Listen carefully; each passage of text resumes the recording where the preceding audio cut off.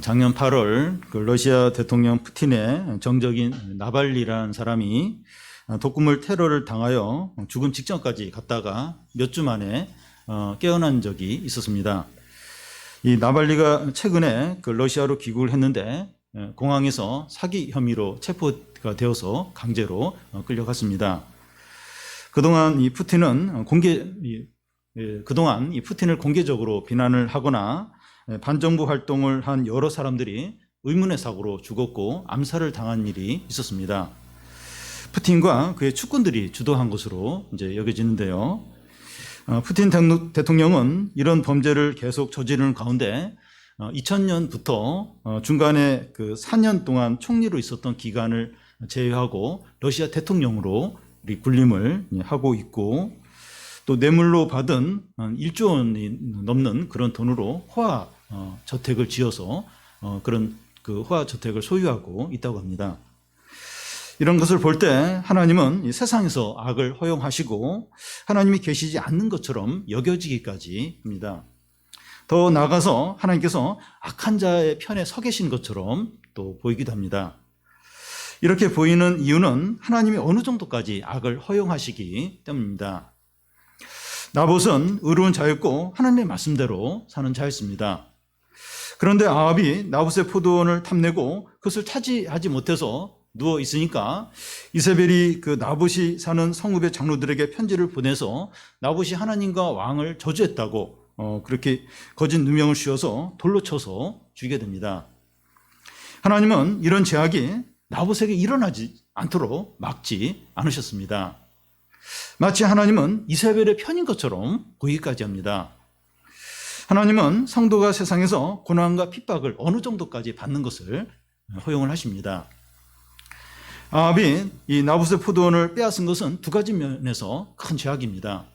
하나는 아합 왕은 이 사마리아 군과 이스라엘 별궁을 비롯해서 많은 재산을 소유하고 있는데 나봇은 포도원 하나밖에 없습니다. 그런데 아합은 지나치게 욕심을 부려서 나봇의 포도원까지 강제로 빼앗은 겁니다. 다른 하나의 죄는 나봇은 하나님의 율법을 근거를 해서 이 포도원을 팔지 못하겠다고 거절을 했죠. 그런데 아합은 하나님의 율법에 어긋나는 것을 알면서도 끝까지 욕심을 내었고 결국 나봇의 포도원을 빼앗았습니다. 먼저 이런 아합에 대한 하나님의 심판을 살펴보겠습니다. 아합은 이세벨로부터 나봇이 죽었으니 가서 포도원을 차지하라, 이런 말을 들었을 때 그가 누웠던 자리에서 벌떡 일어나서 포도원을 향해서 달려갔습니다. 이런 면을 보면 이 아합이 어린아이같이 유치하다는 정도가 아니라 너무나 악하고 탐욕적이라고 할 수 있습니다. 우리는 이런 일련의 과정을 볼 때 하나님 계시지 않는 것 같아요. 또 무관심한 것 같습니다. 그런데 하나님은 이 모든 것을 다 알고 계십니다. 17절에서 19절까지를 보면 여호와의 말씀이 디스 사람 엘리야에게 임하여 이르시되 너는 일어나 내려가서 사마리아에 있는 이스라엘의 아합 왕을 만나라. 그가 나봇의 포도원을 차지하러 그리로 내려갔나니 너는 그에게 말하여 이르기를 여호와의 말씀이 내가 죽이고 또 빼앗았느냐 하셨다 하고 또 그에게 이르기를 여호와의 말씀이 개들이 나봇의 포도원을 핥는 곳에서 개들이 내 피 곧 내 몸의 피도 핥으리라 하셨다 하라. 하나님은 그 모든 일을 다 알고 계셨고 아합이 나봇의 포도원을 차지하러 내려가는 것도 알고 계셨습니다.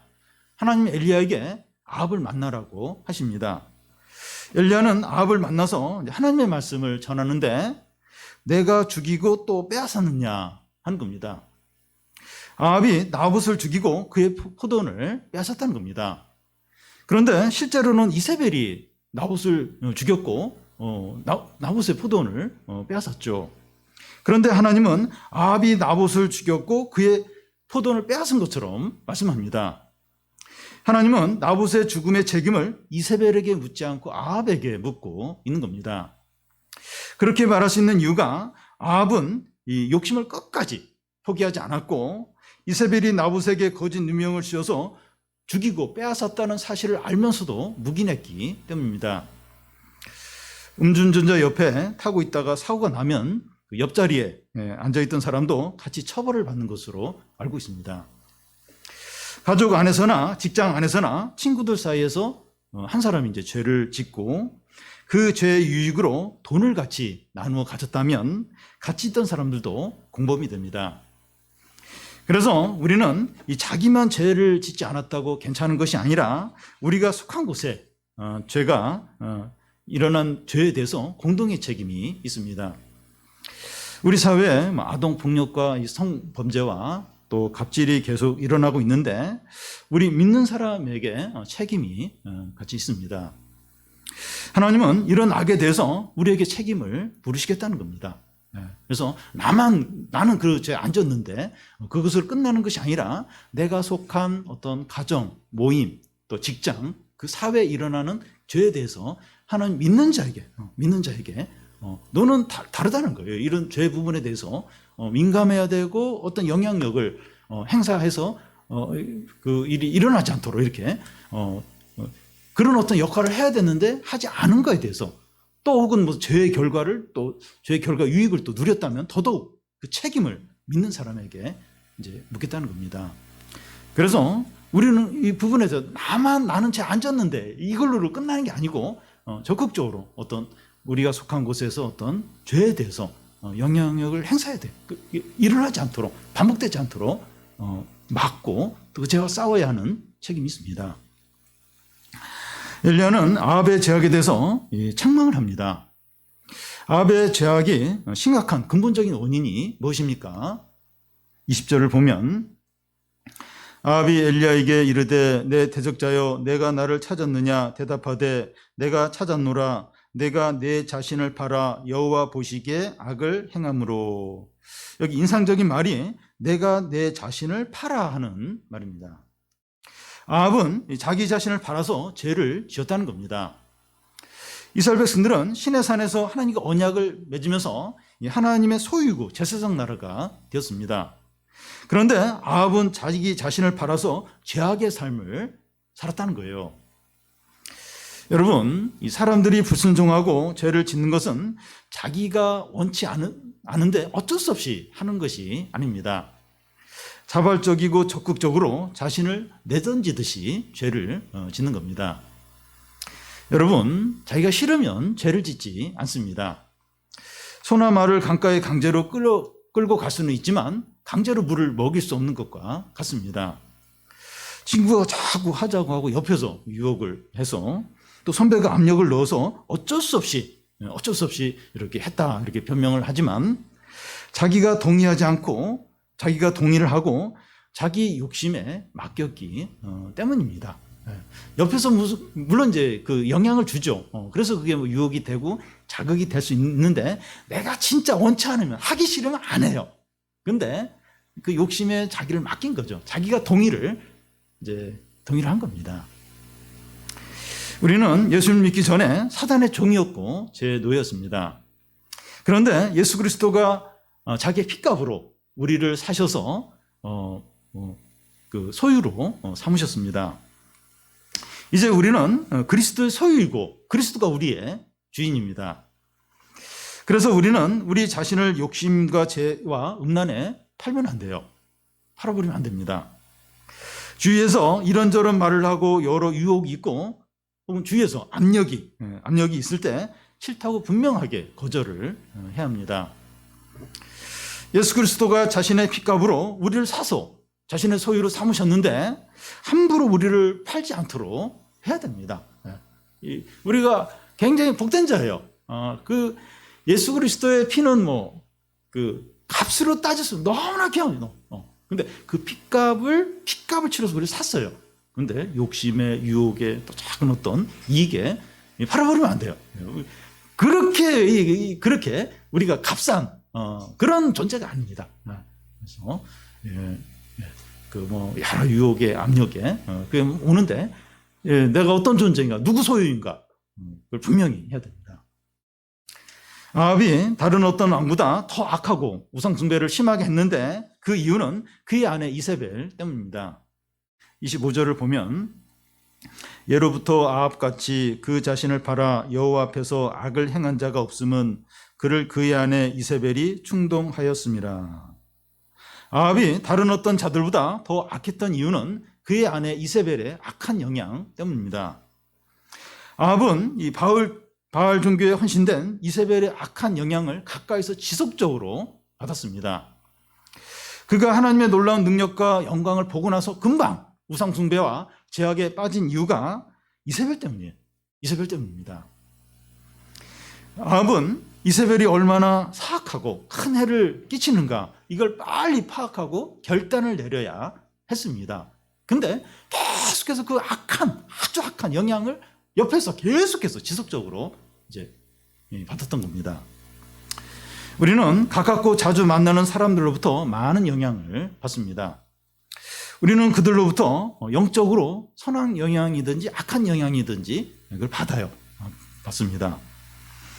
누군가 만나서 이야기를 나누고 나면 신앙의 회의가 들어요. 또 욕심에 빠지게 되고 영적으로 둔감해지는 경우가 있습니다. 누구를 만나고 오면 확 믿음이 약해져요. 그리고 세상적인 생각에 딱 차버리는 경우가 있어요. 예.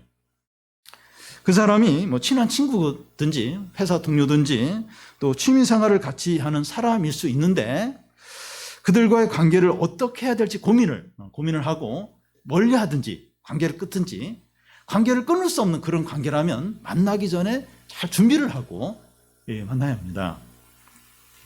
중요한 것은 영적으로 안 좋은 영향을 지속적으로 받지 않아야 한다는 겁니다.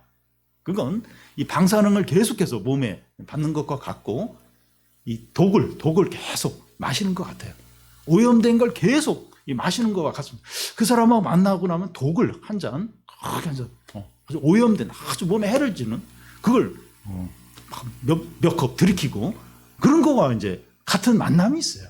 그래서 지속적으로 오히려 몸에 나쁜 거면 오히려 그건 그냥 몸이 나빠지는 것으로 이제 그치지만 이 영적으로 악한 어떤 영향력을 지속적으로 받는 건 이건 막 영혼이 파멸이 돼요. 파멸. 그냥 완전히 그 믿음이 이제 바닥이 나게 되는 거죠. 이건 심각한 거예요. 그래서 뭐 이렇게 금전적인 거나 뭐 그 사람과의 관계나 이것보다 영적으로 악한 영향을 받는 그런 어떤 관계에 대해서 신중하게 생각해야 돼요. 그래서 안 만날 수가 없는 거예요. 만나야 되는 거예요. 만나요. 그 사람과 시간을 같이 보내야 되는 거예요. 그럴 경우에는 진짜 기도를 많이 하고 준비를 하고 그런 가운데 이렇게 만나든지. 그래서 그런 악한 영향을 지속적으로 받지 않도록. 왜냐하면 아합같이 되는 거예요. 아합같이. 어떻게 보면 아합은 좀 순수한 사람, 좀 이렇게 착한 그런 부분도 있어요. 근데 이세벨 때문에 그 영혼이 파탄이 나거든요. 아합처럼 그렇게 될 수 이제 있다는 겁니다. 아합의 불신앙은 구체적인 제약으로 나타났습니다. 26절을 보면 그가 여호와께서 이스라엘 자손 앞에서 쫓아내신 아모리 사람의 모든 행함같이 우상에게 복종하여 심히 가증하게 행하였더라. 아모리 사람은 가난 사람을 가리킵니다. 하나님은 이스라엘 백성들이 가나안에 들어올 때 이 아모리 사람들의 죄악과 음란과 우상 숭배 때문에 다 쫓아냈어요. 죽이든지 쫓아냈습니다. 그런데 아합은 하나님이 다 쫓아낸 아모리 사람들의 모든 죄악과 우상 숭배를 그대로 따라서 하고 있습니다.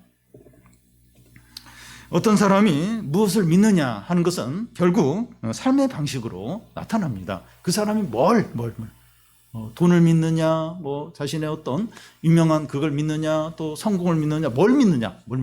결국 이제 삶의 방식으로 나타납니다. 우리 자신의 신앙이 바른지 알려면 우리의 삶의 방식이 어떤지 돌아보면 돼요. 내 삶의 방식이 어떤지 돌아보면 내 믿음의 상태가 어떤지 그걸 이제 알게 됩니다. 재테크 문제나 진로 문제나 공부 문제나 이 결혼 문제 등을 욕심에 따라서 세상 방식으로 하는지 아니면 말씀에 따라서 하나님의 자녀답게 하는지 돌아보는 겁니다. 내 삶의 방식. 그러면 내 믿음이 어떤지, 뭘 의지하는지 드러나게 됩니다. 아합의 심판이 큰 이유는 자기만 범죄한 것이 아니라 다른 사람들까지 범죄하게 했기 때문입니다. 22절 중간에 보면 이는 내가 나를 노하게 하고 이스라엘이 범죄하게 한 까닭이라고 합니다. 아합은 자기만 범죄하고 우상숭배를 한 것이 아니라 이스라엘 백성들도 범죄하고 우상숭배에 빠지게 했습니다. 이 왕이 우상숭배를 한다는 것 자체가 백성들에게 큰 영향을 줘요. 그리고 백성들을 되짓게 만드는 겁니다. 그만큼 지도자나 리더의 영향력이 큽니다. 트럼프 전 대통령이 며칠 전까지만 해도 미국 이상한 나라로 만들었어요. 그러니까 한 사람이 그 위에서 그렇게 잘못하니까 완전히 미국 사회가 이제 엉망이 된 거예요. 이 바이든 대통령이 뭘 해도, 그러니까 트럼프와 반대로만 하면 환영을 받아요. 그리고 막 칭찬을 받고, 미국 사람들뿐만 아니라 세계 사람들이 다 안심을 하고 좋아요. 얼마나 잘못됐으면, 얼마나 이상한 행동을 했으면 트럼프하고 반대로만 하면 그게 다 좋은 정책이 되는 거예요. 다 사람들이 환영을 하는 겁니다. 그리고 하여튼 그 미국 역사상 일어나지 않았던 일들이 트럼프를 통해서 하여튼 엄청난 놀라운 일들이, 이상한 일들이 이제 일어났죠. 그러니까 한 사람의 이 리더가 어떻게 하느냐에 따라서 그 온 나라가 많은 사람들이 아주 악한 영향을 받고 참 하여튼 이렇게 하여튼 불행해지고 고통을 이제 겪기도 하는 거죠. 지도자가 잘하면 그에게 속한 사람이 행복하게 되고, 지도자가 잘못하면 그 속한 사람들이 저주를 받게 될 거예요. 불행하게 되는 겁니다. 우리는 자녀를 둔 부모이기도 하고, 직장에서 이제 아랫사람들이 있기도 하고, 또 선배이기도 하고, 리더이기도 하고, 주일학교 교사이기도 합니다. 우리는 믿음으로 본을 보여야 합니다. 그렇지 않으면 우리에게 속한 사람들이 나로 인해서 죄를 짓게 되고 불행하게 된다는 겁니다. 그러니까 보면 이 아합으로 인해서 얼마나 이렇게 이스라엘이 불행해지고, 잠시 후에 보겠지만 많은 백성들이 죽임을 당하고 아주 비참하게 되고 막 엉망이 돼, 엉망이. 아합 한 사람으로 인해서.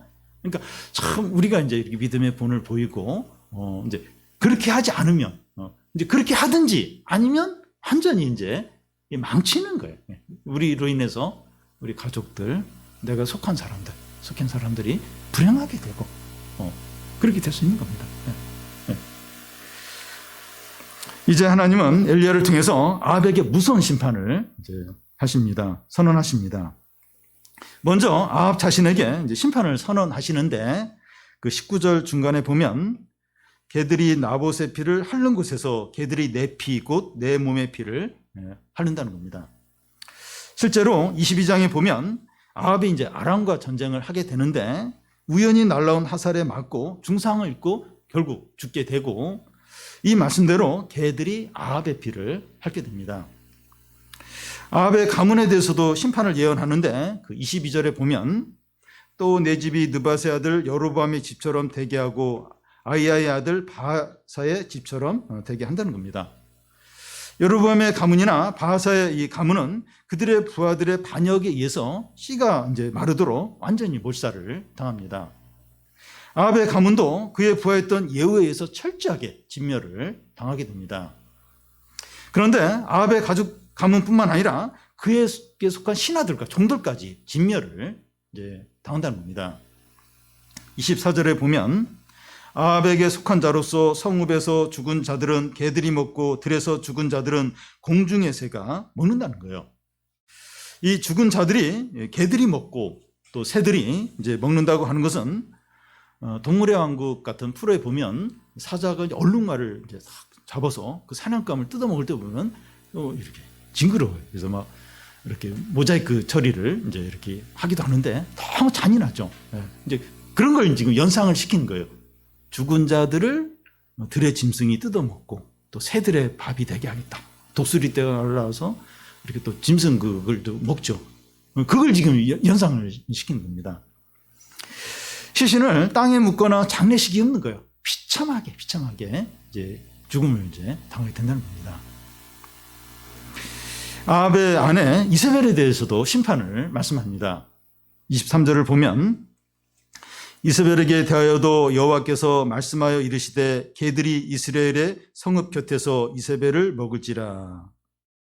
엘리야의 말씀대로 이 일이 얼마 후에 실제로 일어납니다. 예후가 그 아합의 가문을 멸하려고 이스라엘 왕궁에 갔을 때 이세벨은 2층에서 이제 눈을 그리면서 이렇게 화장을 해요. 화장을 하고 있습니다. 그때 예후가 나에게 속한 자가 없느냐 이렇게 외치자 내시가 창문으로 내다보면서 이세벨을 창문 밖으로 던집니다. 그래서 이세벨은 피가 튀고 뼈가 부스러지면서 죽습니다. 예후는 궁으로 들어와서 먹고 마시다가 갑자기 이세벨이 생각이 나요. 이세벨도 왕비인데 그래도 묻어줘야 되지 않냐. 그렇게 말하자 그 부하들이 나가 보니까 개들이 이세벨의 시체를 다 뜯어먹고 그 두개골하고 손과 발만 남아있는 겁니다.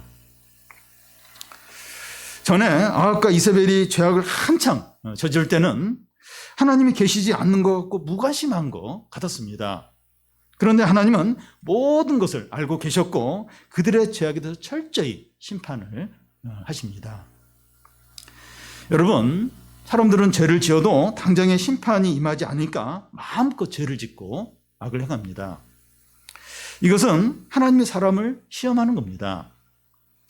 이 악한 자는 더 진짜로 악한 자로 드러나고 의로운 자는 진짜 의로운 자로 드러나도록 테스트를 하는 겁니다. 그러니까 막 온갖 악을 짓고 막 욕심을 아무리 해도 뭐 바로 심판이 안 나타나요. 이게 그러니까 이 악한 자는 진짜 악한 자로 드러나는 거예요. 마음껏 악을. 의로운 자는 이런 가운데서 더 이제 이렇게 의롭게 살려고 하니까 더 의로운 자로 드러나는 거죠. 그렇게 드러나도록 테스트를 하는 겁니다. 요즘 세상을 보면 불법과 거짓과 이 탐욕이 행하는데도 심판이 없어요. 물론 뭐 심판이 있긴 있는데 제한적인 심판이 있고 믿음으로 살아도 상도 없어요. 그리고 정직하게 믿음으로 살아도 뭐 확 드러나게 그런 상도 없고 그래서 믿음으로 살 필요가 있는가 이런 회의가 들게 됩니다. 그러니까 막 진짜 이렇게 정직하게 믿음으로 이렇게 주님을 위해서 고난받고 그럴 필요가 있는가? 세상을 보면 뭐 그러지 않게 하나님 웃는 것 같아요. 그러니까 참 이렇게 자꾸 신앙이 약해져요. 그러니까 교회 올 때나 예배 드릴 때나 성경 읽을 때 또 이렇게 성도들과 모임할 때 외에는 이 모든 문화와 또 모든 것이 하나님이 있는 걸 부인해요. 하나님이 없고 마음껏 즐기고 돈이 최고고 인기가 최고고 자기가 원하는 대로 살고 다 그거예요. 다. 그러니까 이 예배 시간이 불시착하는 것 같아요. 이게 어색해요. 이게 하나님 말씀 이게 완전히 좀 이상한 이게 그동안 익숙했던 거와는 너무 다른 걸로 느껴집니다. 그러니까 자꾸 신앙에 회의가 들어갑니다. 믿음으로 사는 게 바보 같고 나만 그냥 약간 나만 이렇게 또라이 같고 자꾸 회의가 이제 들 수 있어요. 이럴 때 참신앙과 거짓신앙이 잘 드러나게 됩니다. 나봇처럼 의로운 자가 고난을 당하고 아합 같은 자가 잘 될 때 우리 신앙이 미끄러지지 않도록 조심하면서 믿음을 잘 지켜야 돼요. 자꾸 미끄러져요. 자꾸 넘어지려요. 신앙이 넘어져요. 그냥 이렇게 욕심에 또 사람들이 하는 어떤 세상에 자신을 팔고 싶어요. 그냥 맡기고 싶어요. 욕심에 맡기고 싶어요. 그냥 세상의 흐름에 그냥 맡기고 싶어요. 그냥 끌려가고 싶어요. 이게 이제 미끄러지는 거죠. 그러기가 너무 심해요. 이게 지금 테스트. 진짜 신자와 진짜 이렇게 죄인이 드러나는 그런 기간입니다. 마지막으로 살펴볼 것은 아합이 엘리야의 말씀을 듣고 회개를 했다는 거예요. 놀라운 일입니다.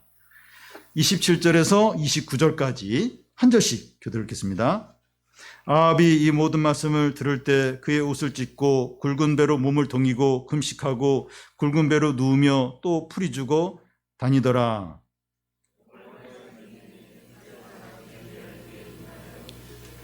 아합이 내 앞에서 겸비함을 내가 보느냐? 그가 내 앞에서 겸비함으로 내가 재앙을 저의 시대에는 내리지 아니하고 그의 아들 시대에야 그의 집에 재앙을 내리리라 하셨더라. 예. 아합은 엘리야가 전하는 하나님의 말씀을 듣고 너무 두려워하면서 회개합니다. 아합이 회개를 한 것은 지금이 처음이자 마지막이에요. 그는 옷을 찢고 굵은 배로 허리를 동이고 금식을 하고 굵은 배에 누우며 풀이 죽어서 다니는 거예요. 아합은 자기 죄에 대해서 슬퍼하고 자기를 낮추고 괴로워합니다. 지금 그는 회개를 하고 있지만 전심으로 하나님께 돌아온 건 아니었습니다. 조금 시간이 지난 후에 다시 불신앙으로 돌아갑니다. 아합의 회개는 불완전하다고 할 수 있어요. 그런데 하나님은 이것을 다 아시면서 아합의 회개에 대해서 어떻게 말씀합니까? 아합이 하나님 앞에서 겸비하다고 합니다. 그래서 이 재앙을 아합 때 내리지 않고 그의 아들 때 내리겠다고 하십니다. 심판이 연기가 되는 거예요. 심판이 완전히 없어져야지 심판이 연기되는 게 무슨 의미가 있느냐 할 수 있는데, 아합의 아들들이 이제 회개를 하면 그 심판이 그 다음 아들에게로 연기가 되는 겁니다. 회개하면 심판이 계속 연기가 되는 거니까 심판을 피할 수 있는 거예요. 그러니까 아합이 이렇게 겸비하니까 심판이 그 아들 때로 넘어가요. 근데 그 아합의 아들이 또 겸비하면 그 심판이 또 그 다음 아들에게로 계속 이제 심판이 연기가 되는 거예요. 그러니까 심판을 결국 이제 피할 수 있게 되는 거죠. 여러분, 하나님은 아합같이 최고로 악하고 전혀 소망이 없는 자가 회개할 때도 은혜를 베푸십니다. 이것이 보여주는 것은 누구든지 하나님께 나와 자기를 낮추고 죄를 고백하면 용서해 주시고 은혜를 베푸신다는 거예요. 하나님 앞에 나와 자기를 낮추고 슬퍼하는 자 중에 거부당하는 자는 아무도 없어요. 아합이 이렇게 용서를 받고 이렇게 은혜를 받았다면, 하나님께 나오는 자 중에 너는 너무 죄가 많아서 안 돼. 너무 방황을 많이 해서 안 돼. 이러면서 이렇게 거절당하는 자는 없다는 거예요. 무엇보다도 우리에게는 예수 그리스도의 이름이 있습니다. 우리는 예수 그리스도의 이름을 의지해서 확신과 담대함으로 하나님 아버지께 나아갈 수 있어요. 1시간 전에, 10분 전에, 1분 전에 막 그렇게 막 화를 내고 막 큰 죄를 지었다 할지라도 예수 그리스도 이름을 의지해서 하나님께 나아가면 받아주세요. 그 기도를 들어주십니다. 사랑하는 여러분, 아합 같은 자가 하나님께 받아들여졌다면 하나님께 거부당할 사람은 아무도 없습니다. 우리가 탐욕과 죄악에 우리를 팔고 일시적이나마 세상 방식을 쫓았다면, 우리가 어른이고 부모이면서 믿음으로 잘 살지 못했다면 하나님께 겸손히 회개하시기 바랍니다. 우리도 그럴 때가 있어요. 이렇게 집사인데 또 장로인데 사역자인데 내 참 믿음이 좋다고 다 알려져 있는데 내가 이런 참 실망스러운 일을 할 수 있을까? 이렇게 죄를 지을 수 있을까? 너무 막 부끄럽고 너무 이제 양심도 없는 것 같고 그랬다 할지라도, 그러니까 마음이 그러면 기도할 마음도 안 나요. 이렇게 마음도 이렇게 하나님도 멀어지면서 이렇게 그게 안 되는데, 그렇다 할지라도 그런 죄를 짓고 나서 단 1분 후라도 이렇게 좀 하나님께 나가는 게 이게 양심 있는 건가? 그런 생각이 들다 할지라도 바로 예수님 이름 부르면서 회개하는 겁니다. 겸손하게. 그러면 받아주세요. 받아주십니다. 돌아보면서 그런 어떤 참 이 불신앙의 삶이 굳어져 있어요. 오래됐어요. 그런 죄를 할지라도 이렇게 인정하는 거예요. 회개하는 거예요. 주님께 고백을 하는 겁니다. 그러면 돼요. 그러면 됩니다. 이 시간 예수 그리스도 이름을 의지해서 담대히 하나님 아버지께 나아가서 다시 새롭게 되고 변화되고 큰 은혜를 누리시기를 바랍니다.